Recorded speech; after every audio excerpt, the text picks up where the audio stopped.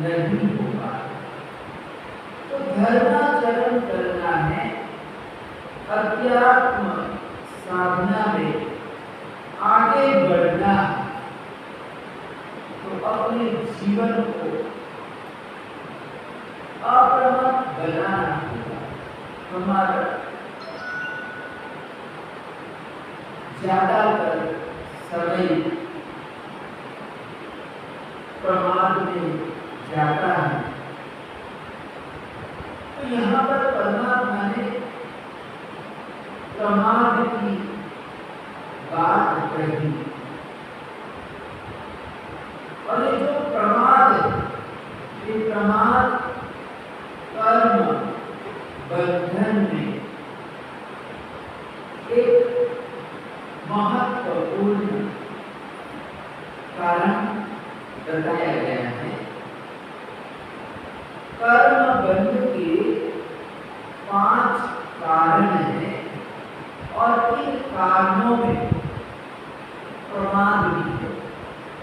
विद्या दर्शना वेदी प्रमाद कषाय योगा बंध वेद, यानी कि कर्म बंध के जो कारण हैं, उन कारणों में मिथ्यात्व है, अविद्या है, प्रमाद है, कषाय है और योग है। ये 5 कारणों से पाप कर्मों का बंध होता है।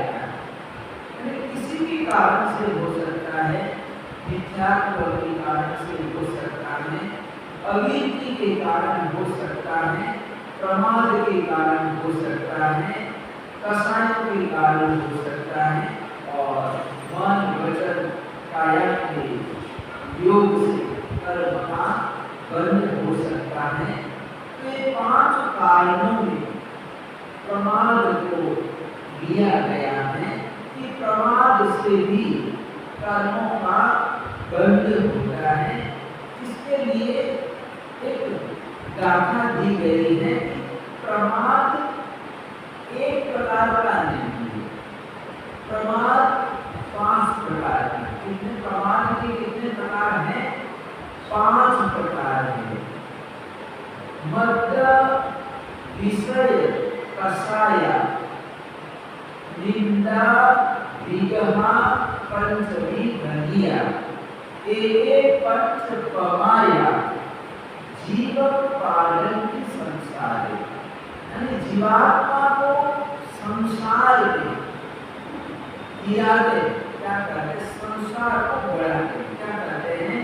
जीवात्मा को बार बार संसार में गिराने वाला तत्व यहाँ पर प्रमाद को बताया। तो सबसे पहला 5 प्रकार के प्रमाद है। उसमें मद्य विषय कषाय निंदा और विद्या। तो इस प्रकार से 5 प्रकार बताए गए हैं, और इसमें सबसे पहला प्रमाद है मद्य। मद्य का मतलब होता है शराब, यानी शराब पीना। क्या करना? और शराब के साथ और भी हम चीजें ले सकते हैं, नशीली चीजें ले सकते हैं, जिससे खाने से, सेवन करने से नशा चढ़ता है। क्या चढ़ता है? नशा चढ़ता है, और नशे में आदमी बेहोश हो जाता है। क्या हो जाता है? बेहोश हो जाता है, होश रखती नहीं है, और बेहोशी में उसका विवेक नहीं रहता है। क्या रहता है? मैं क्या कर रहा हूँ, उसको कुछ पता ही नहीं होता है।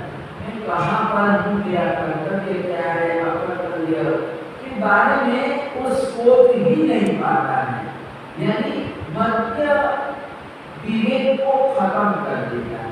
शराब जो नशीली चीजें होती हैं, तो नशीली चीजों का सेवन करने से बहुत सारे नुकसान हैं। जैसे कोई शराबी व्यक्ति है, उसको ऐसा व्यसन पड़ गया है शराब पीने का कि कोई व्यक्ति उसको छुड़ाना भी चाहे तो छोड़ना मुश्किल हो जाता है। कोई कहते हमारे जैसा कोई कहते कि पीना बंद कर दे, क्या कर दे कि शराब पीना बंद कर दे, लेकिन जिसको व्यसन पड़ गया है, बचपन से ही व्यसन पड़ गया है, तो उसको छुड़ाना, शराब से मुक्ति दिलाना, नशा मुक्ति करना कितना बड़ा कठिन काम होता है। आदत पड़ गई है, उसकी ऐसी हैबिट कर गई, उसको चाहिए, यानी सुबह होते होते उसको चाहिए, उसको चैन नहीं पड़ता है, यानी वो बेचैन, अगर नहीं मिलेगा तो बेचैन हो जाएगा। क्या हो जाएगा? बेचैन हो जाएगा। तो इस तरह से कहते हैं कि जिसको आदत पड़ गई है, व्यसन हो गया है, तो व्यसन को छुड़ाना बड़ा कठिन हो जाता है। इतना आसान काम नहीं होता है कि वो व्यक्ति कहीं न कहीं से किसी तरह से रास्ता निकाल देता है, पीने का रास्ता निकाल लेता है। किसी को बीड़ी पीने का, सिगरेट पीने का व्यसन हो गया, क्या हो गया, आदत पड़ गई, तो फिर उसको छुड़ाना, सिगरेट छुड़ाना मुश्किल हो जाएगा। हालांकि वो चाहता भी है तुम्हें छोड़ दूं, क्या करूं, पीना छोड़ दूं, ऐसा वो अपने मन में विचार भी करता है, छोड़ना भी चाहता है, लेकिन आदत से मजबूर है। क्या है? आदत से मजबूर है तो छोड़ नहीं पाता, चाहते हुए भी छूटता नहीं है, व्यसन छूटता नहीं है। तो ऐसा जो व्यसनी व्यक्ति होता है, यहाँ पर एक ही व्यसन की बात करी है, मद्य, यानी कि मदिरापान, शराब पीना। क्या करना? शराब पीना। तो जो शराबी व्यक्ति होता है वो नशेबान हो जाता है। तो यहाँ पर मद्य, यानी मद्य का यहाँ पर दूसरा भी अर्थ किया है मद, यानी कि अभिमान करना। क्या करना? अभिमान करना, मद करना। ये जो मद भी है वो भी 8 प्रकार का, कितना? 8 प्रकार का है मद, यानी कि एक तरह से अभिमान करना, अहंकार करना, अपनी जाति का, अपने कुल का, अपने बल का, अपने रूप का, अपने ज्ञान का, अपने तप का मद करना, अभिमान करना। तो जो मद व्यक्ति करता है, अभिमानी होता है, अहंकारी होता है, वो भी एक तरह से बेहोश हो जाता है, जैसे नशा करता है और नशे में उसको कुछ पता नहीं चलता, चाहे हजारों लोग उसको समझाने भी आ जाए, क्या करे, समझाने के लिए भी आ जाए, लेकिन वो मानता नहीं, छोड़ता नहीं। जैसे रावण भी है, तो रावण को नशा चढ़ गया था, मद का नशा चढ़ गया था, अभिमान का नशा चढ़ गया था, और सब लोगों ने समझाया, यानी अनेकों लोगों ने उसको समझाया, लेकिन अहंकार को छोड़ दिया। क्या किया? वो अहंकार छोड़ ही नहीं पाया। तो जो अभिमानी व्यक्ति होता है, जिसमें मद्य है, मद है, कहते हैं कि वो बेहोशी हो जाता है। तो यहाँ पर मद्य, मदिरा, यानी कि शराब है। तो जैसे परमात्मा ने कहा कि मद्य विषय कसाया, यानी जिसके जीवन में मद्य है, जिसमें मोह रूपी मदिरा की हुई है, यानी जिसमें मोह रूपी मदिरा की हुई है, कहते हैं कि वो बेहोश हो जाता है। क्या हो जाता है? एकदम बेहोश हो जाता है। और ये जो व्यसन है, अच्छे अच्छे घरों में भी आजकल घुस रहे हैं। ये जो परमात्मा ने बात बताई है कि ये जो प्रमाद है, और प्रमाद में सबसे पहले शराब बताया, मद्य बताया कि व्यक्ति नशा करता है। तो आजकल सुधरे हुए अच्छे अच्छे घरों में भी ये व्यसन प्रवेश करते हैं। हालांकि घर में चाहे नहीं आती होगी, लेकिन बाहर जाते हैं, घूमने जाते हैं, वहाँ विदेशों में घूमने जाते हैं, तो वहाँ पर लोग बिगड़ कर आते हैं और साथ में बहुत सारे लोग होते हैं, दोस्त यार होते हैं। हालांकि हमने तो छोड़ रखा है, हम इन चीज़ों को लेते नहीं है, इन चीज़ों का हम सेवन नहीं करते हैं। लेकिन हमारे साथ जो दोस्त मित्र वगैरह आए हुए होते हैं, ये लोग क्या करते हैं, ये लोग लेते, भले हम नहीं लेते हैं, लेकिन उसके साथ हम 15-20 दिन रहते हैं, घूमते हैं, पीते हैं, खाना पीना सब साथ में है। क्या है? खाना पीना सब साथ में है। तो संसर्ग प्रजा दोष दोषा भवति, यानी संसर्ग अगर हमारा अच्छा नहीं है तो हम भले ही हम मजबूत हैं, लेकिन हमारे साथ जो हमारे लड़के हैं, हमारे पोते हैं, बच्चे हैं, ये तो बिगड़े ही नहीं। क्या वो देखेंगे करेंगे? क्या हम भले ही नहीं है, क्या पक्के? क्या है, हम तो मजबूत हैं, पक्के हैं, लेकिन हमारे साथ हमारा जो परिवार आया हुआ है, तो परिवार के बच्चे पोते पोतियाँ देखेगी तो उनमें कुसंस्कार आने की संभावना होती है। एक बार उन्होंने देखा है, खाते हुए देखा है, तो फिर उनको भी खाने की इच्छा होगी, चस्का लगेगा। और कई ऐसे परिवार हैं, परिवार बिखर गए, टूट गए हैं, ऐसा भी हमने देखा हमारे समाज में। जैन परिवार में क्या है, जैन परिवार है और दोनों की दोस्ती है, आपस में दोस्ती है, लेकिन दोनों की दोस्ती के कारण पूरा परिवार अस्त व्यस्त हो गया। क्या हो गया? अस्त व्यस्त हो गया। बहुत सारे अनेकों परिवार है जो बिगड़ गए, टूट गए। क्या है? व्यसनों के कारण, उस संगति के कारण। जो हमारे घर में जो व्यसन आता है, अभक्ष्य जो आता है, वो संगति के कारण आता है, उस संगति के कारण आता है। हमारे घरों में ऐसे व्यसन घुस जाते हैं। तो परमात्मा ने सबसे पहले कहा कि मद्य, यानी कि मद्य नहीं करना, यानी नशा नहीं करना। ये भी एक प्रकार का प्रमाद है। क्या है? प्रमाद है। इससे कर्म का बंध होता है। क्या होता है? कर्म का बंध होता है। तो मद्य का त्याग करना है, अहंकार का त्याग करना है। विषय यानी कि हमारी 5 इंद्रियां, कितनी? 5 इंद्रियां हैं और 5 इंद्रियों के अपने अपने काम है, अपने अपने विषय। क्या है? अपने अपने विषय, स्पर्श रस गंध, इस 5 इंद्रियों के काम। क्या है? किसी का देखने का काम है, किसी का स्पर्श करने का काम है, किसी इंद्रिय का सुनने का काम है, किसी का स्वाद परखने का काम है। ऐसा सबका अपना अपना काम है और ये 5 इंद्रियां अपना अपना कर्तव्य, अपनी अपनी ड्यूटी निभाते हैं। क्या करते हैं? अपना काम करते हैं। आंख का काम देखना है, कान का काम सुनने का है।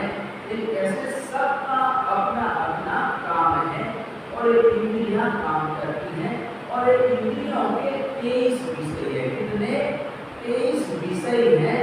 तो कोई एक जीवात्मा होता है, जैसे हिरण ही है, तो हिरण एक इंद्रिय के कारण मारा जाता है। क्या होता है? जो हिरण होता है, हिरण को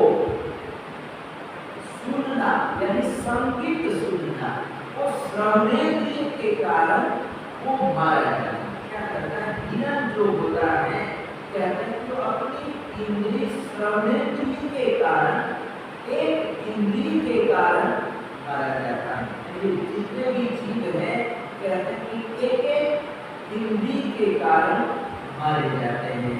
जैसे कि पतंगे वगैरह होते हैं, कहते हैं कि उसको प्रकाश बहुत अच्छा लगता है। क्या लगता है? प्रकाश अच्छा लगता है।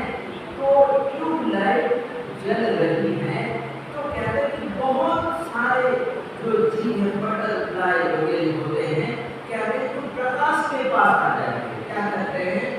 प्रकाश से आकर्षित होकर वो प्रकाश के पास आ जाते हैं, लेकिन उनको ये पता नहीं होता है कि वह प्रकाश के पास जाएंगे तो हम जल जाएंगे। क्या कहेंगे? हम भस्म हो जाएंगे, हमारा जीवन ही खत्म हो जाएगा। बेचारे जीव जंतु को पता नहीं होता है और कहते हैं कि वो अपनी जिंदगी खत्म कर देगा।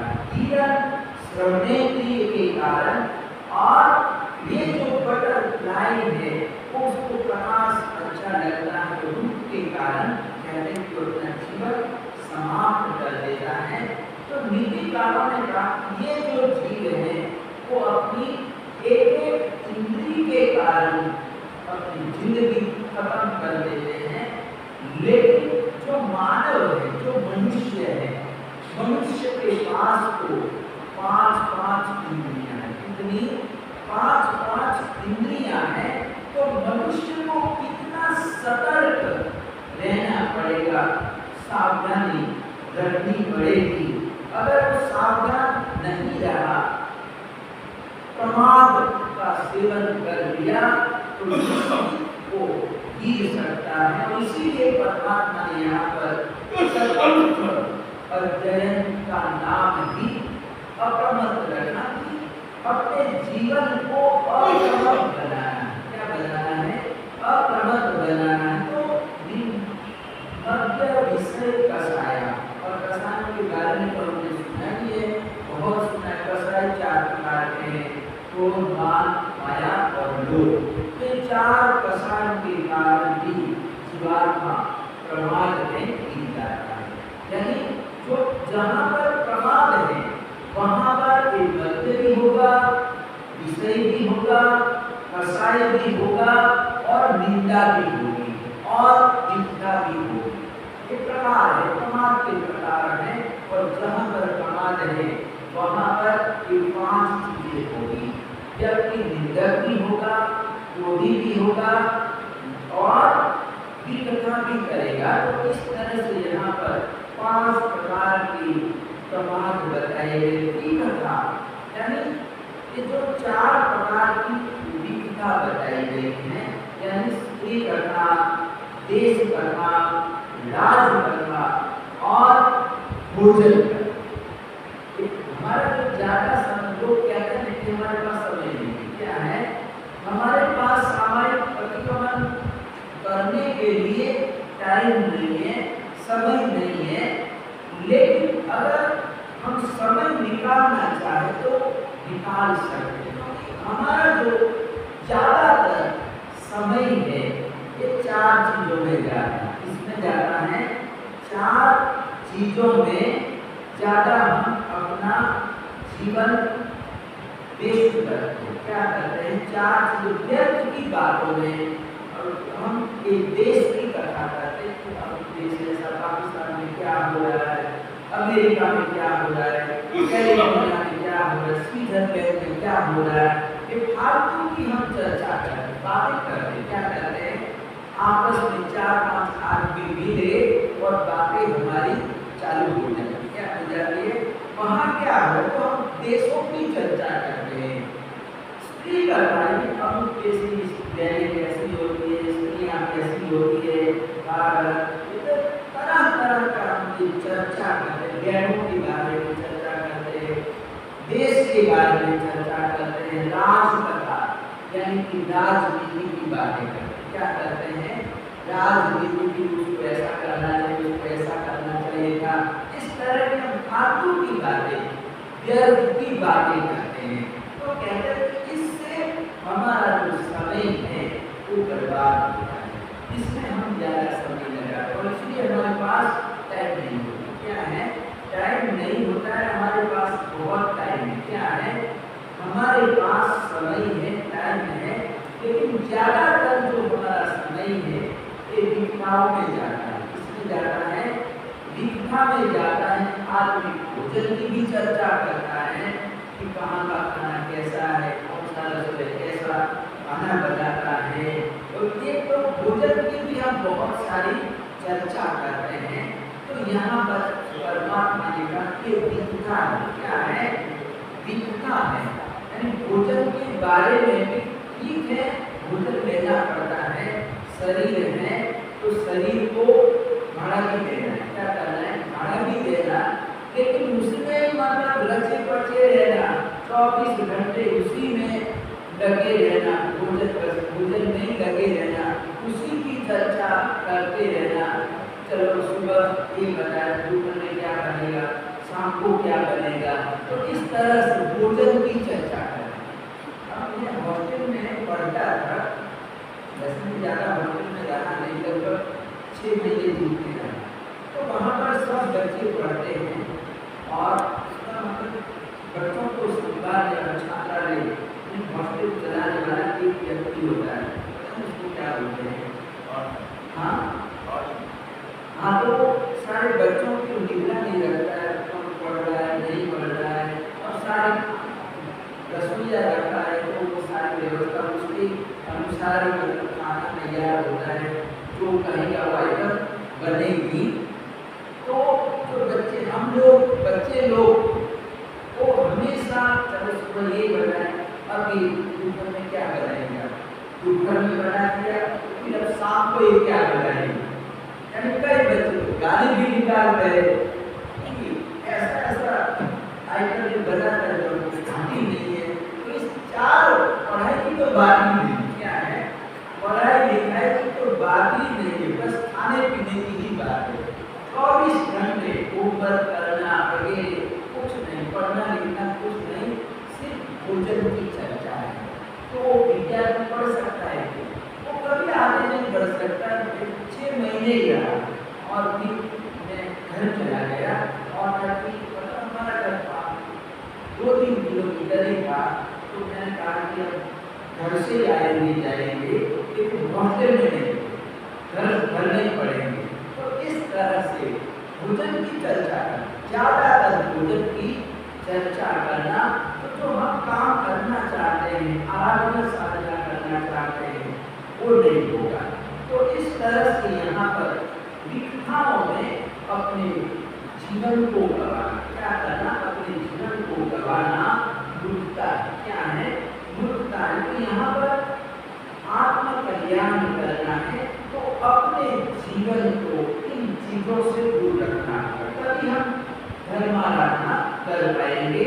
धर्म क्रिया परमात्मा की सेवा पूजा आराधना साधना हम कर पाएंगे। लेकिन अगर इन चीजों में हमारा मन लगा हुआ है, हमारा समय जा रहा है, तो हम बिल्कुल नहीं कर सकते, आत्म कल्याण की साधना हम नहीं कर सकते। इसीलिए परमात्मा ने यहाँ पर उपदेश दिया, चतुर्थ अध्याय में उपदेश दिया कि प्रमाद का त्याग क्या करो, प्रमाद का त्याग करो, आत्म कल्याण करना है, अध्यात्म पथ में आगे बढ़ना है, अपना विकास करना है। तो सबसे पहले शर्त है प्रमाद को छोड़ो, प्रमाद का त्याग करो। तो ये चतुर्थ अध्ययन के बाद अब 5वां अध्ययन आएगा, और ये 5वें अध्ययन में परमात्मा ने क्या बताया है उसके बारे में हम आगे देखेंगे। तो इस तरह से 4वां अध्ययन पूरा हुआ। चतुर्थ अध्ययन का नाम है असमस्ति, और असमयम अध्ययन का नाम है। 5वां अध्ययन आएगा। इस तरह से 5वें अध्ययन में परमात्मा ने हमारे लिए जो जो बातें बताई हैं उसके बारे में हम आगे देखेंगे। तो धन्य कुमार चरित्र में अपना प्रसंग चल रहा है। धन्य कुमार राजगिरी नगरी को छोड़कर कौशाम्बी नगरी पहुंचे। कहाँ पहुंचा है? कौशाम्बी नगरी पहुंच गया।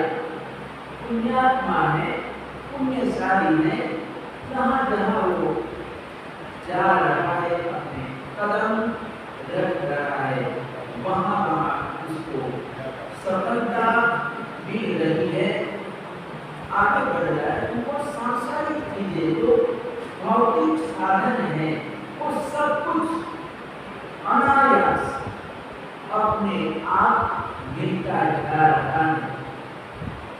और इधर राजगिरी नगरी में क्या, तो मध्य रात्रि में अपने महल से वो निकल जाता है।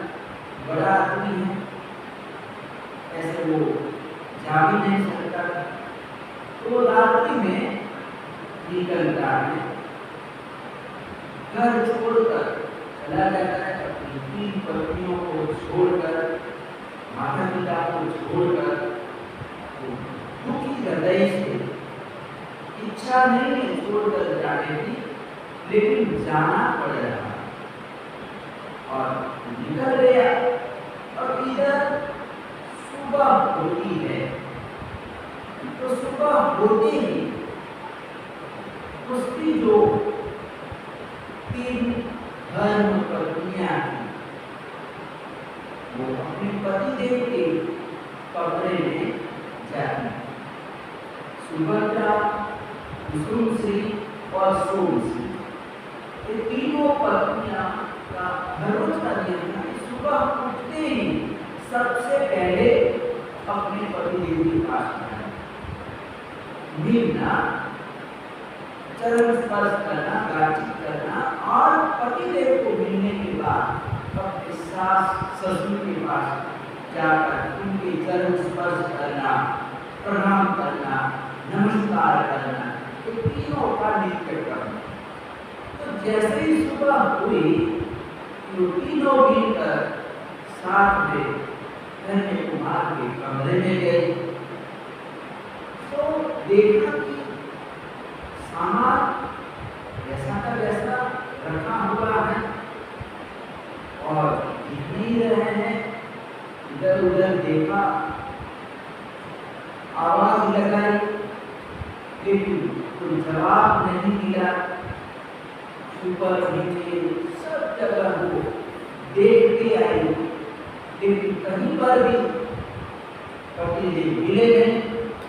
तो चिंता में आ गई, क्या बात होगी, अभी तक कहीं पर भी जाना हो तो हमारे पतिदेव हमको बताकर नहीं जाते, हमको बिना बताए तो कहीं जाते ही नहीं, बाहर निकल रहे थे। और आज कैसे निकल गए, हमको कुछ बताया नहीं, और निकल गए क्या, कहाँ गए? चलो पिताजी के कमरे में गए होंगे, चलो वहां जाके देखते। और ऐसा करके सास ससुर के कमरे में आई, तो वहां पर भी नहीं मिले। धर्म स्पर्श किया, सास ससुर को प्रणाम किया और बताया कि पिताजी आज धन्य कुमार जी नहीं दिखाई दे, कमरे में नहीं है, हमने सब जगह देखा लेकिन कहीं पर भी नहीं है। तो धर्मशाला समझ गए, मेरा बेटा निकल गया लगता है, और इसने मेरी ही गलती क्या है, मेरे बेटे को जाना पड़ा, मेरे परिवार को छोड़कर, राजगिरी नगरी को छोड़कर जाना पड़ा। उसमें मैं ही कारण बना हूँ, मैं ही निमित्त बना, क्योंकि ये जो चिंतामणि रत्न धन्य कुमार ने मेरे को बताया कि पिताजी मेरे पास ये चिंतामणि रत्न है, और ये चिंतामणि रत्न के प्रभाव से मेरे सारे काम संपन्न हो जाते हैं।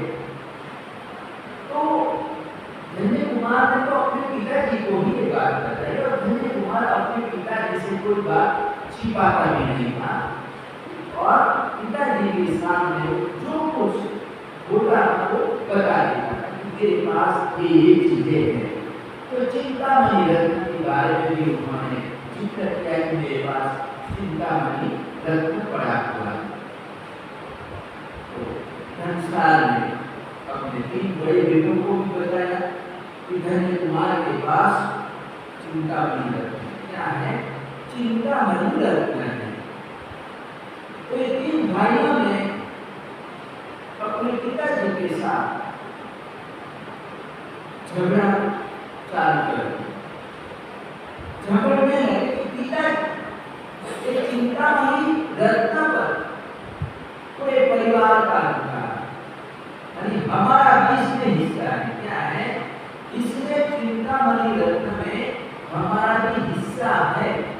कि आया उज्जैन नगरी और गांव प्रतिष्ठानपुर नगर से और लेके आ गया। क्या है, लेके आ गया, साथ में लेके आया है। तो इसमें हमारा भी अधिकार है, हमको भी इसका हिस्सा मिलना चाहिए। चिंतामणि को अकेले ही अपने पास रखा हुआ। इस तरह से धन्य कुमार ने देखा कि चिंतामणि रत्न के कारण पिताजी के साथ ये लोग झगड़ा रहे हैं। तो मेरा रहना यहाँ उचित नहीं है। घनसाल समझ रहे कि मेरे बेटे ने ऐसा सोचा होगा कि अभी झगड़ रहे तो यहाँ रहना अच्छा नहीं, और ऐसा करके चला गया होगा।